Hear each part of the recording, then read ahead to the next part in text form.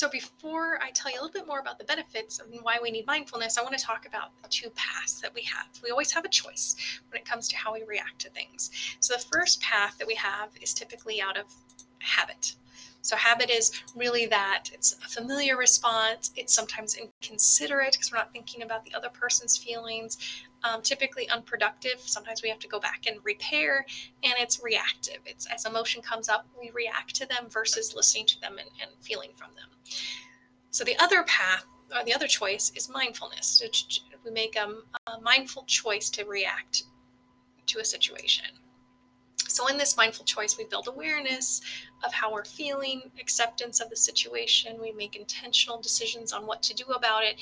And then we practice compassion for ourselves and compassion for the other person in the situation. So I'll give you an example, something that I went through at home this week. And I'm sure you guys can think of examples of situations in which you've reacted out of habit and then even reacted mindfully. Even though you might not know about mindfulness, mindfulness is something that we do already. So my son, he plays the violin in the orchestra at the middle school here in Kearney, and he forgot to bring home his violin over spring break. So right now we're in spring break, and he has an assignment that he needs to complete. So I can be reactive about it. I feel frustration, and so I could just unload that on him, that I'm frustrated that he wasn't thinking through, that he wasn't making good decisions. This would definitely be unproductive. I could even make him not want to play violin anymore. It's pretty inconsiderate because I don't know everything that went into him forgetting it, and it's easy and familiar. So it doesn't necessarily make me feel good about my relationship with my son and how I am doing as a mom. It's usually I feel some guilt after situations like that. So a mindful way to address the situation, building awareness, how I'm feeling. I'm frustrated. I'm frustrated with my kid. He didn't do what he was supposed to do or what I expected him to do. I can also accept that he's 12 and that his prefrontal cortex, the decision-making part of his brain, isn't fully mature yet, so he doesn't always understand that his decisions impact other situations or may impact me. That I can be intentional. I don't want to pretend like this didn't happen. I don't want him to just be able to, or I don't want to swoop in and fix it for him, but I want to practice some accountability and some consequences. So we talk about what does he need to do? Email his teacher or call the school, or talk to his teacher after break about being able to make up the work, but we can be intentional about how we address the issue. And then I can practice compassion to him for being human, being a kid, compassion towards myself for not always being the mom that I want to be. And so I'm constantly working on that. So compassion for both of us. Another piece that's really important to understand about mindfulness is that it actually changes our brain.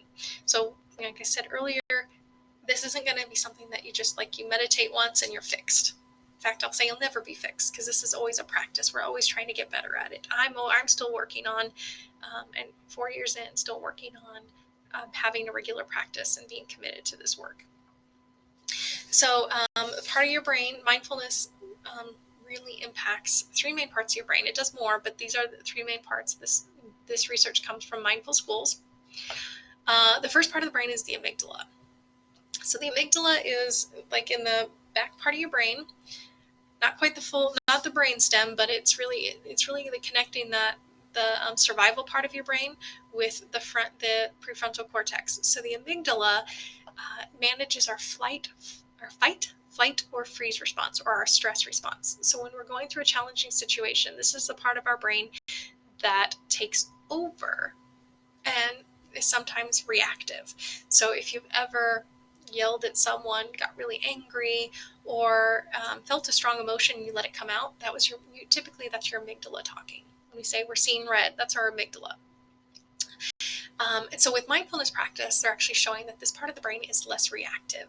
It's showing less gray matter, and so that's a really good thing because that means that our stress response is not reacting to every single thing that comes up, that we're allowing our prefrontal cortex to do more of the work.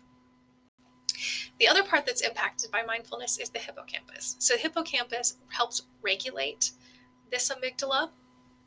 The hippocampus also helps with things like memory and working with our emotions and learning. And so this part of the brain we're seeing growing in gray matter with mindfulness practice. So all good things. I think we all want to have better memories. I think we all want to help engage, have a healthy relationship with our emotions. And then the last part that we'll talk about is the prefrontal cortex. So that's the front part of your brain. This is the part of the brain that doesn't mature until you're fully mature until you're around 25. So this is why at that age your like driver's insurance, your car insurance drops, because those companies know that your brain is now you're thinking more, you're making better decisions because this part of your brain is more is fully mature. But this part of the brain, so it's in charge of like your good decision making. Again, managing our emotions. But this part of the brain grows with gray matter when we practice mindfulness.